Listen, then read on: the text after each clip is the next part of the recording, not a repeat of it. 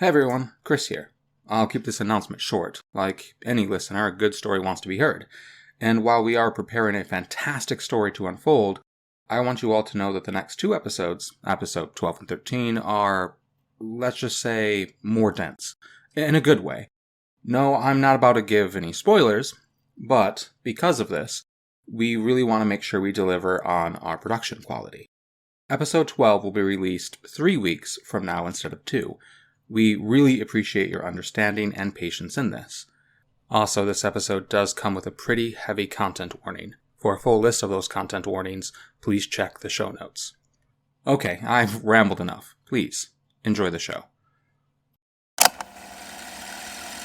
Dr. Charles Talbot recording for Clear Minds, Inc., Outpatient Therapy Division, Internal Records. The date is July 22nd, 2022. In the room with me, I have Dr. Lucian Donahue, Elijah Olin, and H. Gray. I take it by your presence you did not find any clues. I did not. Oh, fantastic. Excuse me? That didn't come out how I wanted. Apologies, Mr. Gray. H. Gray. I simply meant that I'm looking forward to you reading a story. Eli was right. You have quite the gift for it. Are you even up to read one today? Of course. Actually, H. Gray, can I read one? I don't care. Talbot, is that allowed? I'm not so sure. Please? I've been practicing my voices and everything! I don't see any harm in it, Charles. We were going to have him read one at some point anyway. No time like the present, wouldn't you agree? Fine, why not? H. Gray, if you can keep quiet, you can search your appointed box while he does. Works for me. Yes!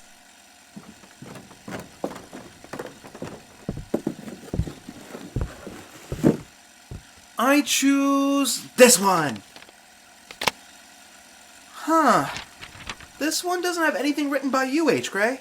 There are a few of those. Read what you have. In your own time, of course, Eli. Okay, I got this. Come on, Eli. You practice this. Hey guys, it's your boy Eli here. Today we're going to talk about... Okay, got it. Hey guys, it's your boy Eli here today. We're going to be reading one of H. Gray's files. It's a bright red folder. It feels light. Only a few pieces of paper in here. So this might be a short one, folks. Let's open it up and see what we got. Yep. Okay, so this all appears to be one big handwritten letter. Looks like it was ripped out of a standard college rule notebook. It smells nice, like Christmas. Maybe pine? With a bit of smoke? The ink is half faded, so it must have been written a while ago. I'm just peeking at the end, and yep, as I thought, he signed it with his name. The letter was written by someone named Owen Doyle. I'm reading from the top.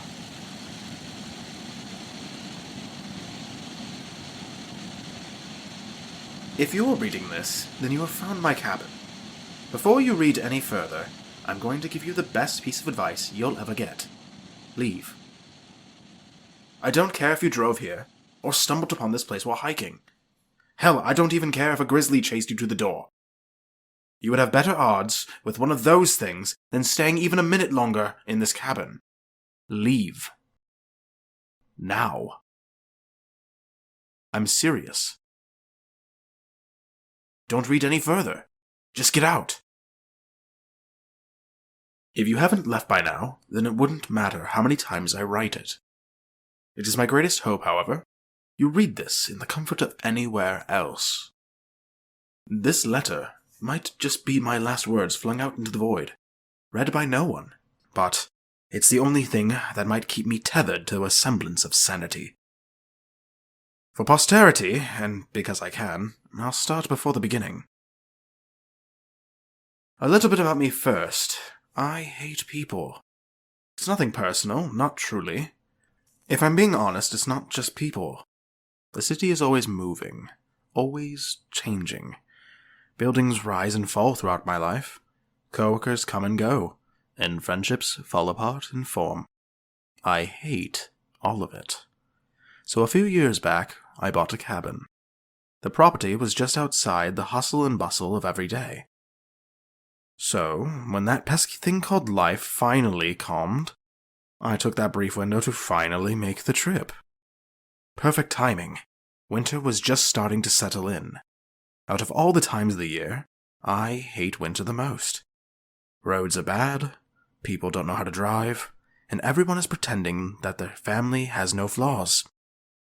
Fake cheer is spread out in the streets, as everyone pretends they are suddenly really into Christmas carols and hot chocolate. So far, you might think I'm just some miserable jerk. That type of person who just hates everything. Truth is, I'm not. Winter itself as a season, I love. The snow is beautiful, and the cold has always been refreshing. I guess it's deeper than that, though. It's the idea of winter without all that holiday crap. I love the idea of isolation, of calm, of blankets of white that cover the ground in treetops. That is the heart of it, I think. And why I needed to get a cabin in the first place. I just needed some space, some alone time. I felt this wave of relief wash over me as I drove out, tension melting off me with every mile. My jaw unclenched, and for the first time, I realized it was clenched in the first place. I let my mind go into autopilot and just listened to my windshield wipers and radio. I can say with certainty that the long drive was the happiest and most peaceful few hours of my entire life. The excitement of being away from it all, away from people, away from the city, from electronics, from everything, it swelled up inside me as I pulled up to my little cabin.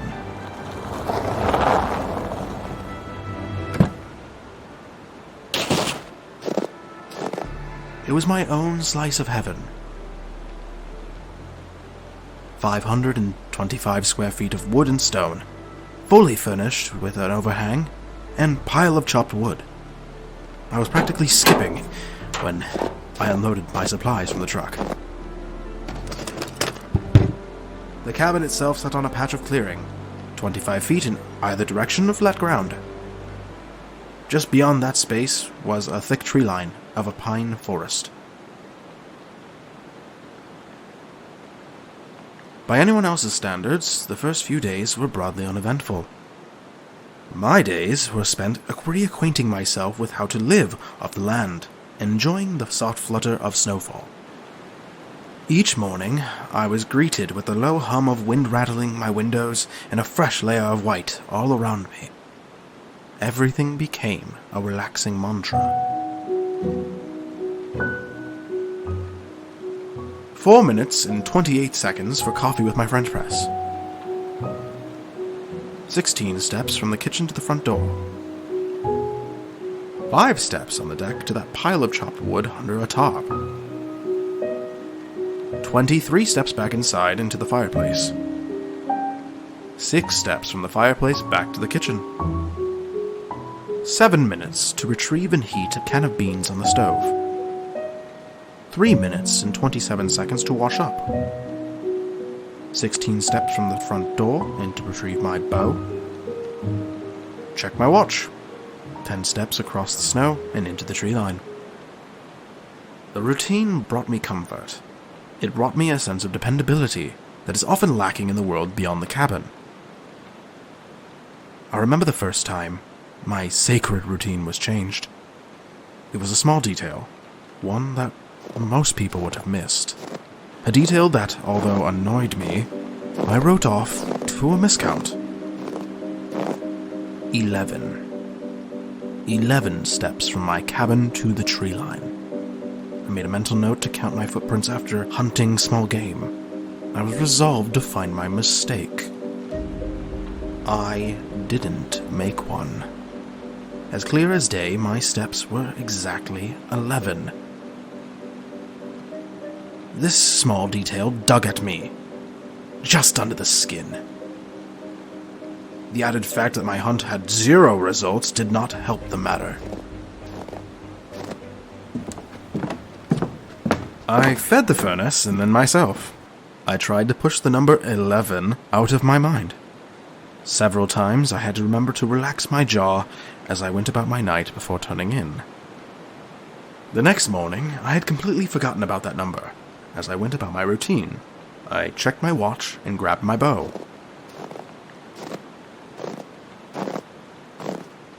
15. 15 damn steps. I stood at the tree line, my stare flicking about the property, my logic trying to work its way through my aggravation. The clearing was bigger. Part of me denied that simple fact. Another part of me couldn't help but see it. It was like a single letter in a 12-page essay that was slightly a different font. Easy to miss, but once you spot it, it's all that you can see. I was distracted through my hunt. I almost missed the clear signs in the forest. Bear tracks. It was alarming at the time. The grizzlies in the area should already be denning. Contrary to the popular belief, bears don't hibernate all of winter. It could vary, depending on the area, from a few days to a few months. I had my trapping license, so I made a mental note to lay a few bear traps. I knew that as winter continued to roll in, I would have less and less success hunting. That wasn't the issue. I had prepared for that coming here. Hunting was part of my routine, and one of the few things to pass time. I wasn't going to give it up. When I got back to the cabin, I retrieved the traps in the back seat of my truck and brought them inside.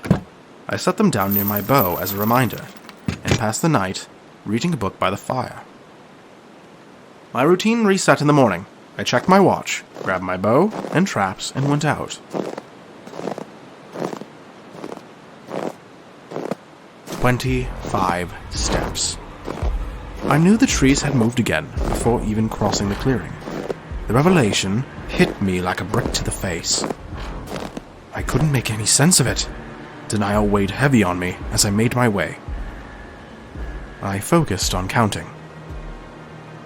I set up my traps around the perimeter of the tree line before hiking further into the forest, and for good measure, laid a few down deeper in the woods. Not only did I memorize the trap locations, but I marked them on my map, which only returned my mind to the ever-growing tree line. I returned to the cabin with a growing sense of unease and finished my night. Slowly, I began to contemplate the options with stray thoughts. I couldn't call anyone. Even if I got service out here, I didn't bring my phone. I made the hard commitment before driving out that I would bring no technology. I could always risk driving back, but I wanted to avoid that as much as possible. The roads would only worsen as time went, and if I had to guess, they were plenty bad already. I decided to stick to the plan. A few weeks out here. I just had to make it to the first thaw, and the roads would be much clearer. I had enough supplies plus some to last until then. Any longer, and I would have been stranded for all of winter. That thought caused fear to creep its way forward. I beat it back with my logic. I was confident in my survival skills. What's more, I had my flare gun if things got too bad. According to the map, there was a ranger station not too far that would absolutely be able to spot it if I fired. As I lay in bed, I stayed firm to my commitment. A few bears on an increasing property line wasn't going to scare me off. I needed this trip. I woke each morning to see the fresh snow extending further and further away. A sense of dread began to overtake me. I missed my window. The snow nearly reached my knees. There was no way my truck would make it through this. I resigned myself to waiting it out inside the cabin. I rationed my food and ignored the stomach pains that edged their way forward. Panic didn't take hold of me until my few weeks were up. I exited my cabin. The tree line was a far-off visage, hints of green and pointed shapes. It would take hours of trekking through the snow to reach them. My stomach growled, followed by a dull pain. The supplies would only last a few days, a week if I stretched it. I weighed the options. In a few days, the thaw would happen, in which case I could go home, and this dream-turned-nightmare would be over. But what if it didn't? What if I had my timing off? What if I had to wait all winter? The amount of calories I would have to burn for a hunt would be a huge waste if I came back empty-handed. I would have to risk it. I would have to prepare for the worst-case scenario, something I should have done from the start. I began my journey toward the trees. The cold bit at the parts of my face that were exposed. Snow flurries clouded my protective goggles. My own breathing mixed with the near-constant howls of the wind. My lungs burned as I pressed forward. Looking back, I realized that I'd only crossed half the distance. My thoughts turned to giving up, to heading back to the safety and comfort of the cabin. My stomach, on the other hand, forced me onward.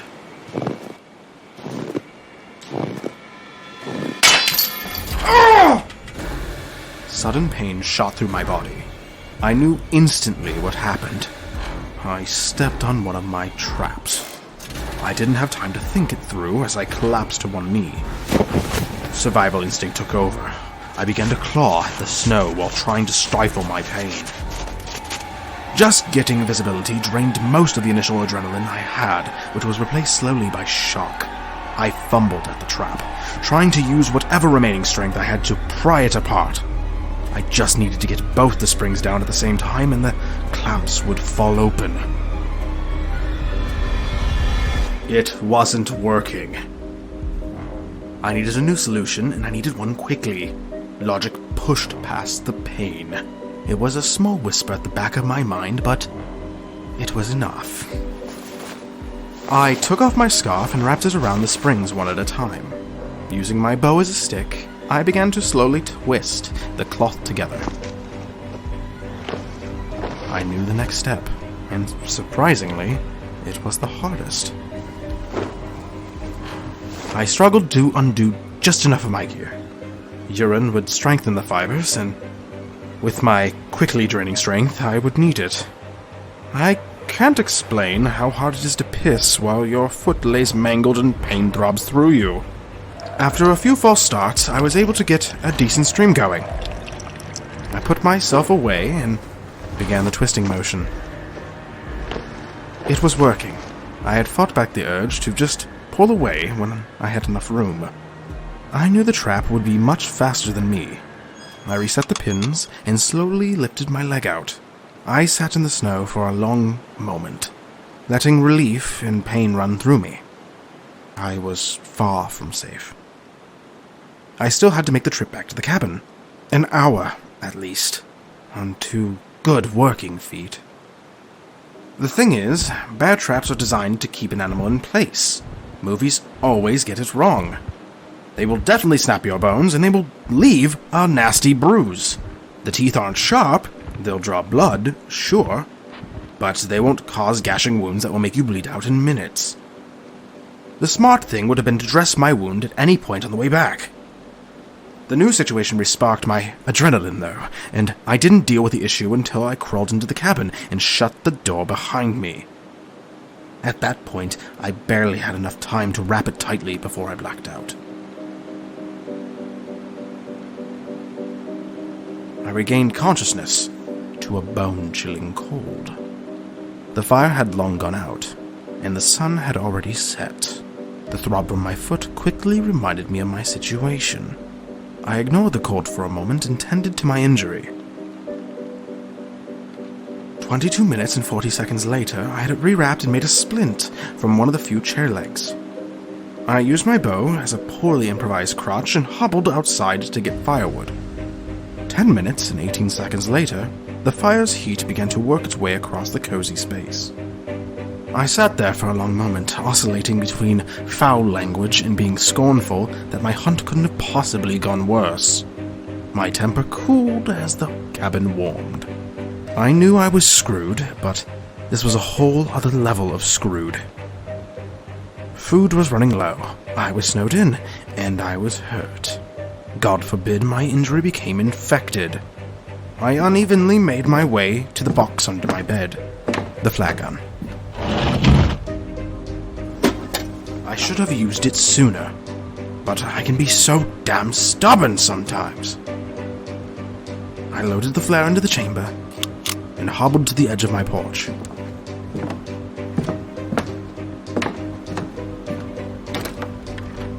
I aimed high. The dim red glow illuminated the night. Crimson spilled onto the white snow, giving the distant forest an ominous, almost taunting image. My blood captured and reflected the quickly fleeting light, a scattered trail leading to my doorstep. I made a mental note to fire off one more in the morning. I fell asleep quickly that night, exhaustion winning over pain. I tried my best the next day to stay on routine. I added changing bandages and inspecting my wound to the ever-growing list. The pain was sharper. I didn't have any adrenaline or denial to aid me in that any longer. I made my way to the front door. My mind pinged a small detail with horrifying implications. From the kitchen to the exit took me 17 steps. 17. It was supposed to be 16. I convinced myself that my count was off. My gait could have been affected by my injury. My hand nearly dropped the flare gun when I was outside. A new layer of snow erased all evidence of the day before. My tracks were completely gone. The trail of blood stopped at the end of the overhang. I couldn't see the forest anymore. In all directions, it was just blank white, extending to the horizon. Snow was gently falling from the light gray sky above. My arm rose weakly upwards with the flare gun in hand. Hope was absent from my movements.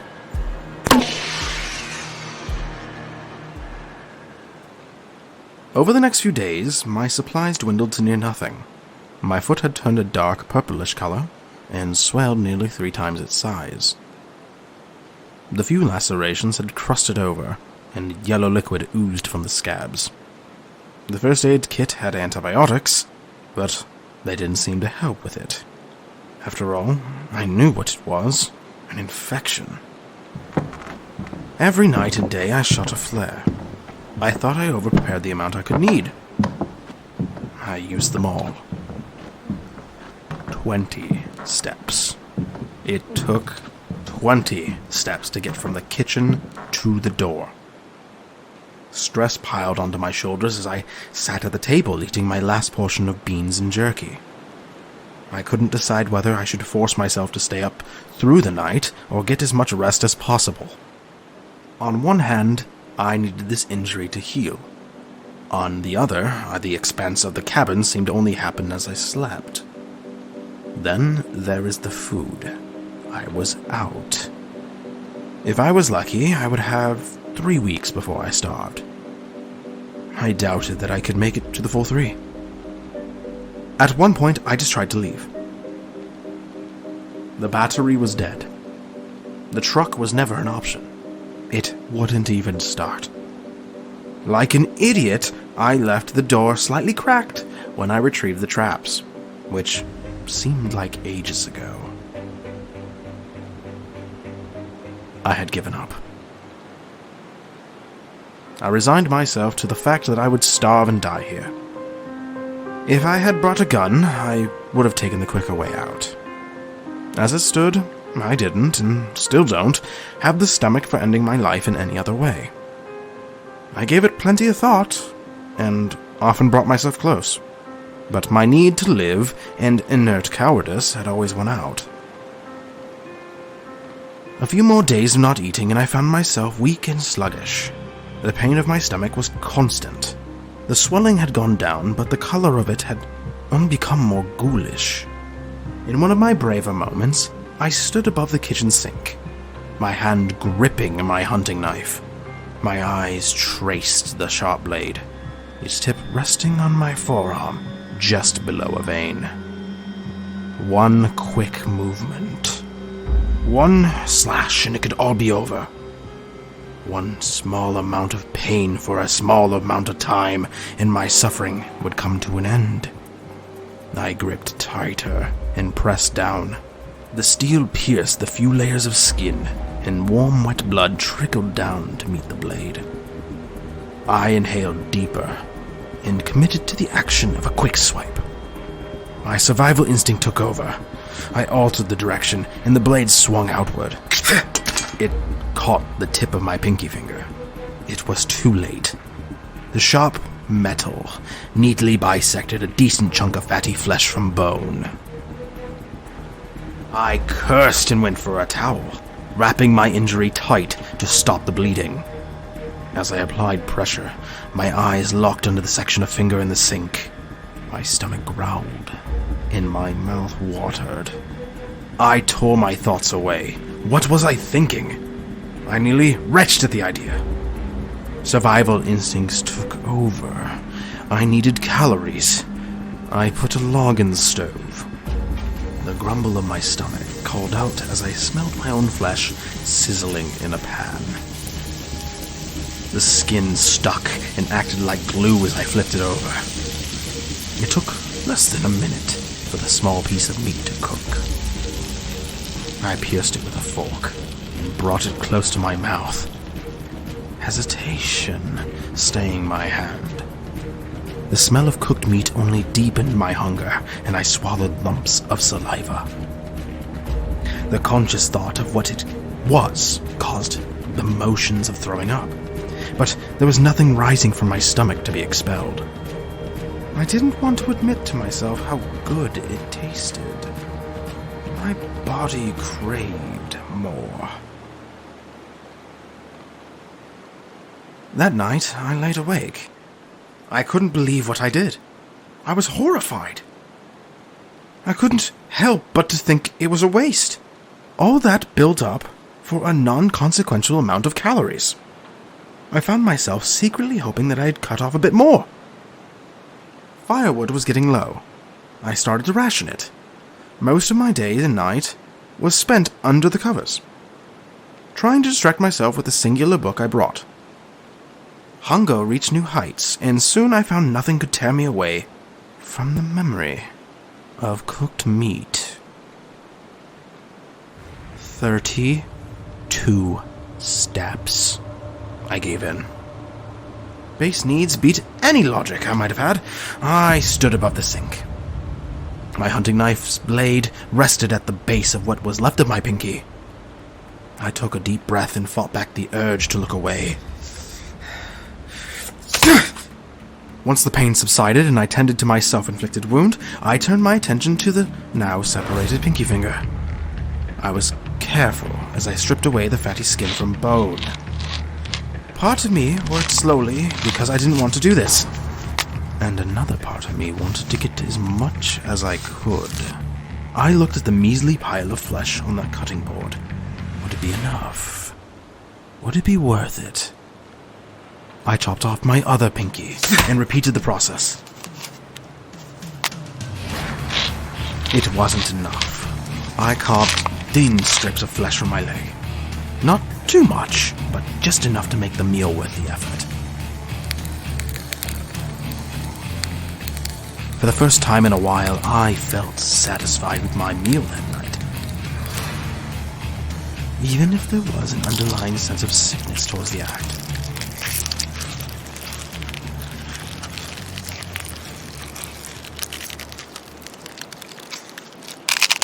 I pulled my bed to the kitchen. The cabin kept expanding, and I knew eventually it could take hours to get there otherwise. The firewood ran low, and I only used it if it was for cooking. Eventually, my mind began to Pavlov itself. I was surrounded by empty, cold space. My only source of heat and food was the oven. Each time I carved off a finger or a toe, each time I carved off strips of flesh from my body, each time I was rewarded with food and warmth. I write this not only as a warning and to tell my tale while maintaining my sanity, but also because I must. Not much of me remains. This may be my last chance to write, as I have resorted to breaking down the furniture for firewood. Between my injuries and the ever-expanding space, finding a chair could take hours. I don't even bother counting my steps anymore. I am going to die here. I wanted to be alone. I craved isolation.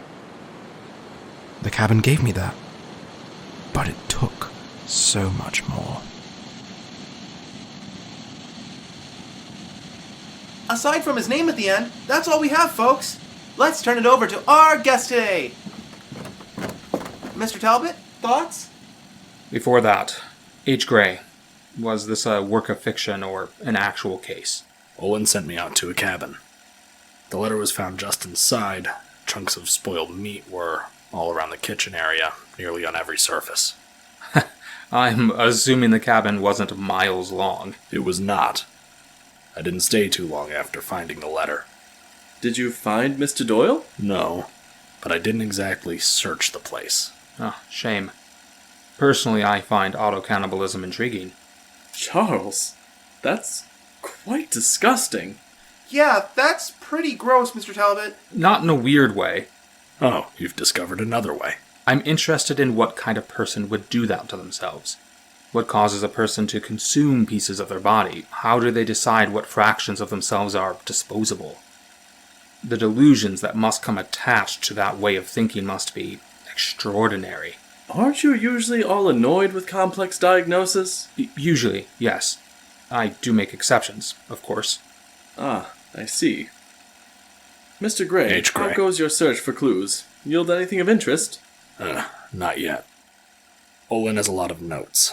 Talbot, would it be possible to search the office? Not for any papers, just for, physical evidence. Scratches in the wood, cigarette butts, things like that. Of course, how about after business hours? Assuming Donahue doesn't mind staying late with us. Not at all. So, not to look a free labor horse in the mouth, but it's been weeks since Dr. Olin would have gone missing, correct? Yes. So, isn't that a long time? I'm sorry, I don't mean to upset, but aren't you more likely to find, well, a corpse? No. Yeah, I may have freaked out for, the first couple of days, but Dad is... He can take care of himself. I have no doubt that he is alive. We are more worried about the state he is in. Fascinating. H. Gray, how much do you have in that box? Donahue and I have other work we must get done today. I finished up a little while ago. We'll get out of your hair. Eli, let's go. Yup. Thanks again for letting me read one, Mr. Talbot. Eli, hold on. Yeah? The tape recorder? You still have it. Oh, yeah, sorry about that. Hey, can I borrow it? That would be great for my channel. Absolutely not. Aww. Eli, give him back his recorder. Here.